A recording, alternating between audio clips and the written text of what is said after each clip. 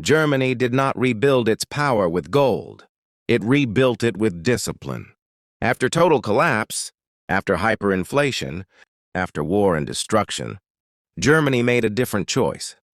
No endless money creation, no unlimited debt.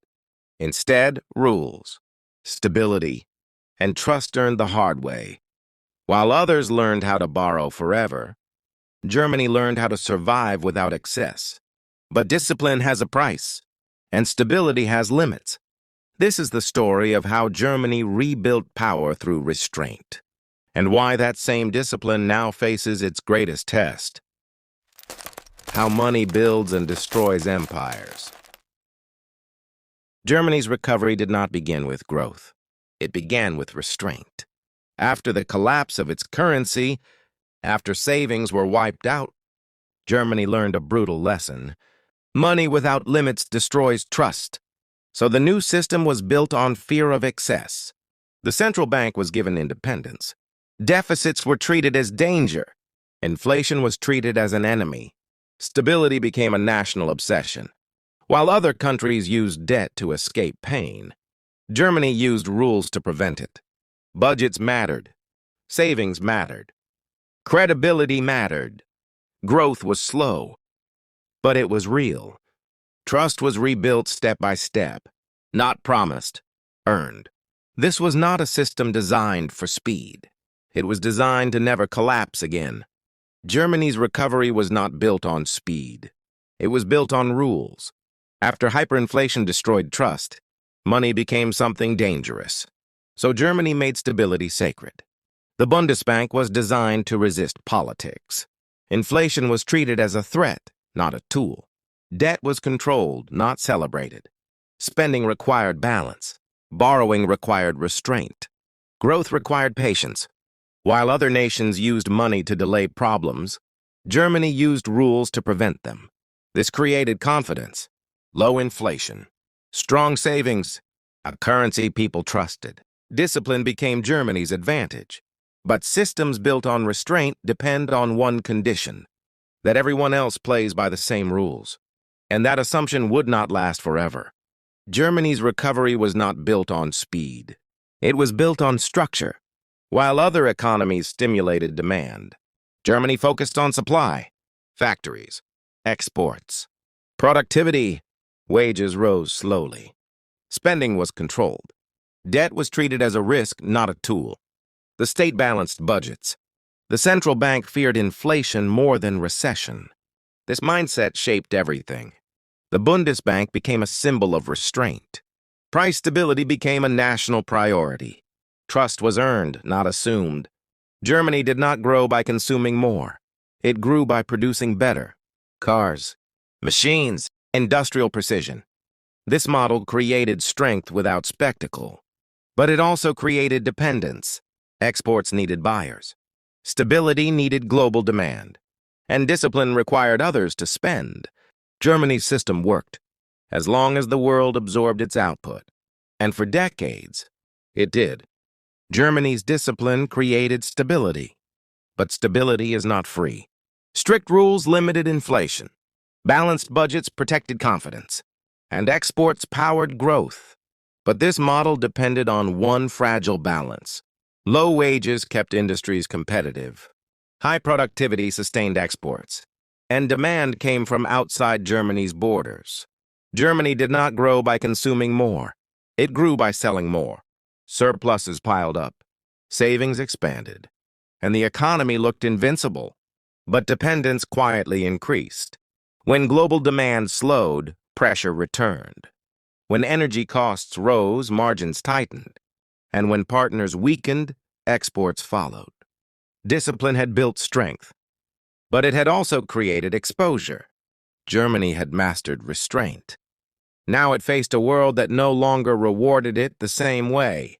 Stability survived, but flexibility was missing, and the system began to feel stress. Germany's model looked strong. Balanced budgets, low inflation, export-driven growth. For decades, discipline worked. While other nations relied on debt, Germany relied on rules. But the world changed.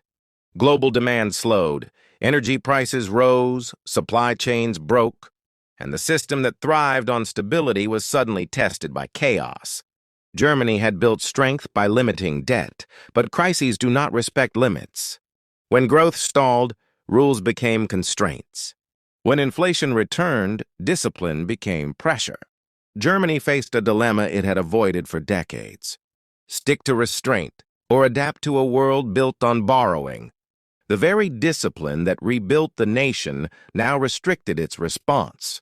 Because stability is powerful in calm times, but flexibility decides survival in crisis. And Germany was about to learn that discipline alone cannot protect an economy forever. Germany's system looked stable. Balanced budgets, strong industry, strict rules. But pressure was building. Global crises demanded spending. Energy shocks raised costs. Supply chains broke. Suddenly, discipline became harder to maintain. To protect growth, Germany had to bend its own rules. Debt limits were stretched. Emergency funds were created. Fiscal restraints softened. Not because discipline failed, but because reality changed. Germany faced a dilemma.